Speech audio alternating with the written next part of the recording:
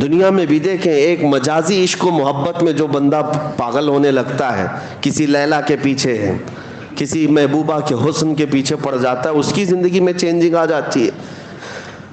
اللہ کے نبی صلی اللہ تعالیٰ علیہ وسلم سے محبت یہ انسان کی فطرت میں ہونا چاہیے، اور محبت کسی سے ہوتی ہے تو اس کے آثار اس کے چہرے پر بھی ظاہر ہوتے ہیں، اس کی زندگی پر بھی ظاہر ہوتے ہیں۔ آدمی محبت میں جب مبتلا ہوتا ہے تو اس کی زندگی میں چینجنگ شروع ہو جاتی ہے، تبدیلیاں آنے لگ جاتی ہیں۔ عام سی بات ہے، آپ دنیا میں بھی دیکھیں، ایک مجازی عشق و محبت میں جو بندہ پاگل ہونے لگتا ہے، کسی لیلا کے پیچھے ہے، کسی محبوبہ کے حسن کے پیچھے پڑ جاتا ہے، اس کی زندگی میں چینجنگ آ جاتی ہے۔ وہ سب کچھ چھوڑ چھاڑ کر کے پیچھے لگا رہتا ہے۔ کبھی کبھار ہم نے دیکھا کتنے مجنوں ایسے ہی بنے ہیں شعر و شاعری کرتے ہوئے۔ محبت یہ اگرچہ دنیاوی عشق ہے، دنیاوی محبت ہے، مجازی عشق ہے، لیکن جو کائنات کے آقا و مولا کی محبت میں فدا ہوتا ہے، پھر وہ سر چڑھ کر کے بولتا ہے جان ہے عشق مصطفیٰ، جان ہے عشق مصطفیٰ، روز فزوں کرے خدا، جس کو ہو درد کا مزہ ناز دوا اٹھائے کیوں۔ محبت کی ایک بات ہے میرے عزیزوں، جب تمہیں سچی محبت ہو جائے نا، یہ عام سی بات ہے تقریروں میں کہہ لینا یا کسی اور کو کہہ لینا کہ میں ان سے بہت محبت کرتا ہوں، یہ ایک الگ مسئلہ ہے، لیکن ریئل جو ہوتی ہے، جو ایک دم پیور جس کو کہتے ہیں، وہ محبت ہوتی ہے، تو پھر کائنات میں ہر جگہ اسے اپنے محبوب کا ہی حسن نظر آتا ہے۔ وہ اپنے محبوب کے علاوہ کسی چیز کا تذکرہ پسند بھی نہیں کرتا۔ ہم ایسے عاشقوں میں بریلی کے امام کو دیکھتے ہیں جنہوں نے اپنی زندگی حضور کی محبت میں فنا کر دی۔ ان کا حال تو یہ تھا، جس چیز کو دیکھتے اپنے نبی کو یاد کرتے۔ حضور پاک صلی اللہ تعالیٰ علیہ وسلم کی محبت، رچ بس جانا محبت کی علامات میں آپ کو بتاتا ہوں۔ بندہ جب کسی کا ذکر کرتا ہے تو بار بار اس کا تذکرہ اس کی زبان پر آنے لگتا ہے، بار بار اس کا تذکرہ آنے لگتا ہے۔ میں آپ کے ذہن کو قریب کرنے کے لیے ایک بات کہتا ہوں۔ ایک بندہ مرید بننے کے لیے آیا ایک بزرگ کے پاس، کہا کہ مجھے مرید بنا دیجئے۔ کہا جانتے ہو مجھ کو؟ کہا پہلے سنا تھا، آپ بڑے بزرگ، آپ کے پیچھے چلوں گا۔ انہوں نے کہا میرا جو طریقہ ہے وہ یہ ہے کہ پیر سے بے انتہا محبت ہونی چاہیے۔ کہا میں محبت کرتا ہوں آپ سے، مرید کر لیجئے آپ۔ کہا ایسی نہیں، میں دیکھنا چاہتا ہوں۔ دیکھنے کے لیے انہوں نے ایک طریقہ کیا اپنایا، کہا ایک بھینس خرید کر کے اس کے حوالے کر دیا، کہا یہ بھینس لے جا، اس کو پال۔ کہا کیا کرنا ہے اس کو؟ کہا اتنا پالنا ہے اس کو، صبح نہلانا، دوپہر میں نہلانا، رات میں بھی نہلانا، 3 بار نہلانا، کھانا تم اپنے ہاتھ سے کھلانا اس بھینس کو، اور اس کے پورے بدن کو پوچھا مارتے رہنا، صفائی کرتے رہنا، اور اس کے ساتھ بیٹھ کر کے تھوڑی دیر باتیں بھی کرتے رہنا، اس سے دل لگا لینا۔ اس نے کہا آپ کا حکم ہے تو کرتا ہوں، ورنہ بھینس سے کیا کیا جائے، جانور ہی ہے نا۔ تو اس نے کہا ٹھیک ہے۔ بزرگ نے کہا 30-40 دن کے بعد آؤ۔ 8 دن کے بعد وہ آیا تو اس سے پوچھا کیا حال ہے؟ کہا ٹھیک ہوں۔ کہا بھینس کا کیا حال ہے؟ کہا وہ بھی ٹھیک ہے۔ پھر انہوں نے سوال کیا دن بھر کیسے گزارتے ہو؟ کہا اچھے سے گزارتا ہوں۔ بھینس؟ وہ بھی اچھی ہے۔ کہا جاؤ 40 دن کے بعد ہم ملتے ہیں۔ 40 دن کے بعد آئے۔ اب آنے کے بعد اس بزرگ نے پوچھا کیا حال ہے؟ کہا میری بھینس کا حال بھی بہت اچھا ہے۔ کہا تیری خیریت پوچھ رہا ہوں، بھینس کی بات کر رہا ہے۔ دن کیسا گزرتا ہے؟ کہا میری بھینس تو بہت اچھی ہے، صبح اٹھتی ہے میرے ساتھ بات کرتی ہے، دوپہر میں نہلاتا ہوں، رات میں اس کے ساتھ بیٹھتا ہوں۔ کہا میں تیری خیریت پوچھ رہا ہوں، بھینس کی بات کر رہا ہے۔ اس کے بعد جتنے سوال وہ کرتے رہے، ہر بات میں بھینس۔ تب اس بزرگ نے فرمایا کہ یہ صرف اور صرف ریہرسل ہے، ایک پریکٹس ہے۔ ایک بندہ اگر جانور کے ساتھ بھی وقت گزارنے لگ جائے تو اس کا دل اس کے ساتھ لگ جاتا ہے، اور اگر تو اللہ کے رسول کے ساتھ دل لگا لے میرے عزیزو، جانور کو تو یہ اختیار نہیں تیرے دل کو قابو میں رکھنے کا، لیکن آمنہ کے لال کو یہ اختیار ہے تیرے دل کو اپنے قبضے میں رکھنے کا۔ حضور پاک صلی اللہ تعالیٰ علیہ وسلم سے محبت بڑھے گی تو کیسے کہ کثرت سے ان کا ذکر ہونے لگ جائے. صبح دوپہر شام ان کی حدیثوں کی بات کرو, حضور کے اخلاق کی بات کرو, نبی پاک صلی اللہ علیہ وسلم کی سنتوں کی بات کرو, آٹومیٹک آپ کو محبت ہوگی. اور اگر حدیثیں یاد نہیں ہیں تو کم سے کم حضور پر کثرت سے درود پڑھنا شروع کرو.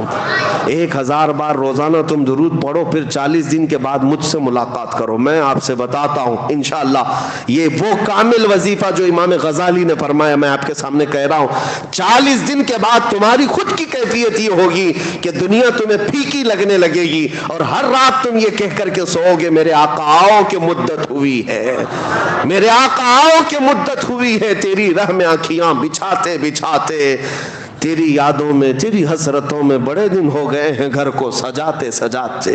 یہ کب ہوگی؟ جب کثرت سے تم حضور کو یاد کرو. اعلیٰ حضرت کو ہم نے دیکھا, فنا پھر رسول یوں ہی نہیں کہتے. کوئی صاحب آئے اعلیٰ حضرت کے پاس, ایک گلاب تحفے میں لے کر آئے. کہا کہ حضور یہ بہت اچھا گلاب ہے, قبول فرما لے. دیکھا, اس کے بعد کہتے یہ تو صبح کھلتا ہے شام میں مرجھا جاتا ہے, میں اس گلاب سے محبت کرتا ہوں جو کبھی نہیں مرجھاتا, جو کبھی نہیں مرجھاتا. لوگ پھول کی تعریف کر رہے تھے, اعلیٰ حضرت سے خاموشی گوارا نہ ہوئی, پھول کو دیکھتے رہے اور پھر نعت بھی لکھتے رہے. کیا؟ سر تاب قدم ہے تن سلطان زمن پھول, لب پھول دہن پھول زکن پھول بدن پھول. حضور کے ہر عضو کو پھول سے تشبیہ دینے لگ گئے. لب پھول دہن پھول زکن پھول بدن پھول. واللہ جو مل جائے میرے گل کا پسینہ, مانگے نہ کبھی عطر نہ پھر چاہے دلہن پھول. کیا بات رضا اس چمنستان کرم کی, زہرا ہے کلی جس میں حسین و حسن پھول.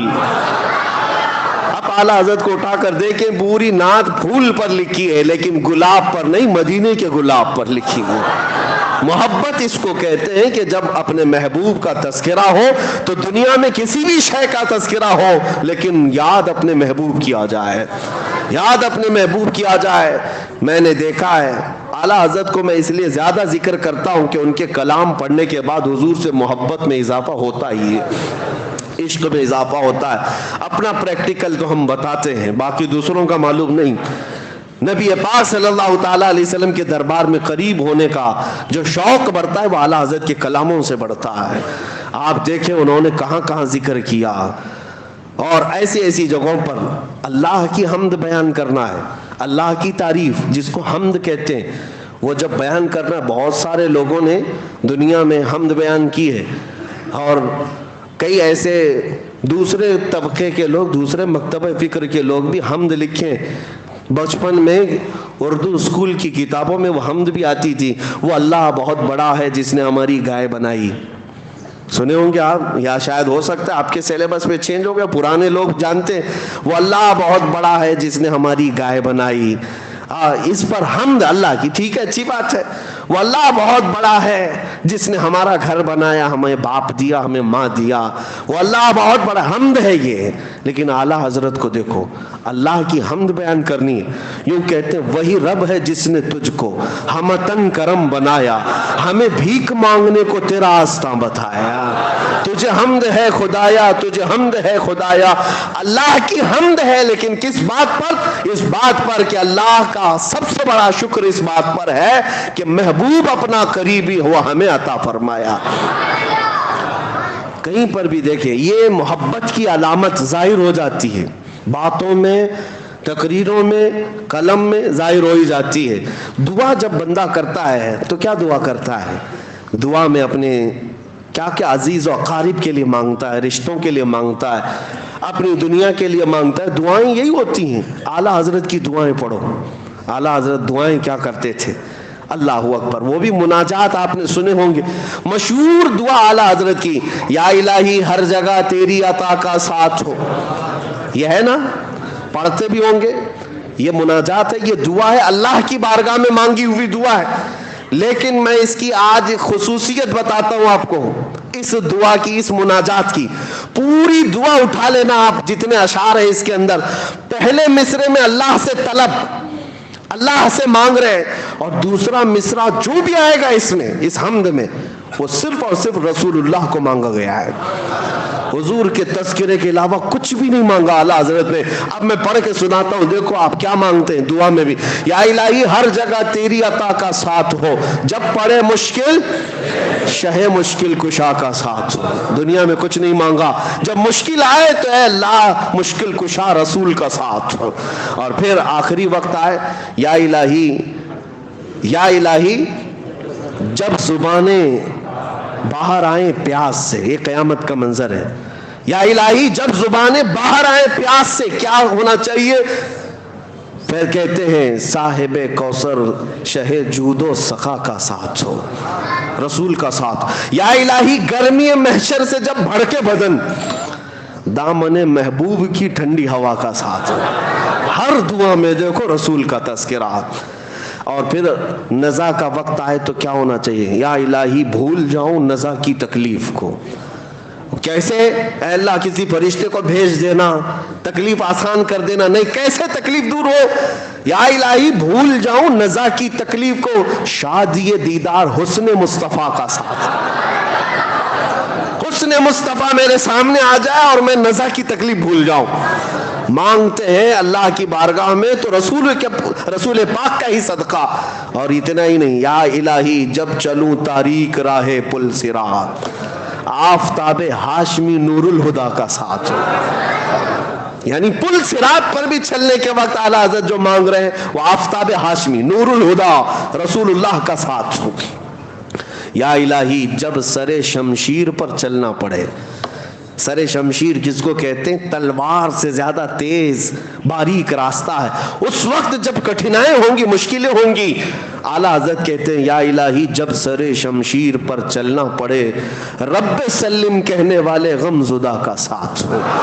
وہ بھی رسول پاک ہی ہیں, رسول پاک ہی ہیں ہر مصرے میں. یہاں تک کہ جب آپ نے اپنی مناجات کو ختم کیا, آخری شعر لکھنے پر آئے, کہتے ہیں یا الہی جب رضا خواب گراں سے سر اٹھائے.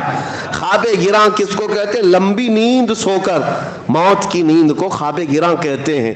جب رضا لمبی نیند سو کر اپنی قبر سے اٹھنے والا ہو, دعا تو یہی ہونا چاہیے کہ مولا میری نمازیں سب ساتھ رہیں, حج بھی ساتھ رہے, زکوٰۃ بھی ساتھ ہو, میری تصنیفی کام بھی سب ساتھ میں رہے میرے, تاکہ میرے اعمال میں بھاری ہو جائے پلے میں. اعلیٰ حضرت کی دعا یہ نہیں ہے کہ میرے سارے اعمال ساتھ رہے. کہتے یا الہی جب رضا خواب گراں سے سر اٹھائے دولت بیدار عشق مصطفیٰ کا ساتھ. اگر کچھ رہے ہمارے پاس اس وقت مولا عشق مصطفیٰ ساتھ ہو. یعنی ہر جگہ جب رسول کا تذکرہ آئے تو یہ محبت کی علامت سمجھو. محبت صرف اور صرف ایک دوسرے کو کہہ لینے سے نہیں ہوتی, اس کی زندگی میں یہ چیزیں نظر آنے لگتی, اس کی ایکٹیویٹیز میں یہ چیزیں نظر آنے لگتی ہیں. بیٹھتے اٹھتے وہ میرے مصطفیٰ کو یاد کرتا ہے, ان کی اداؤں پر عمل کرنے لگ جاتا ہے. اور جب رسول پاک صلی اللہ علیہ وسلم کی محبت دل میں رچ بس جائے, حال تو یہ ہوتا ہے کہ اسے ہر چیز میں جلوہ محبوب ہی نظر آتا ہے.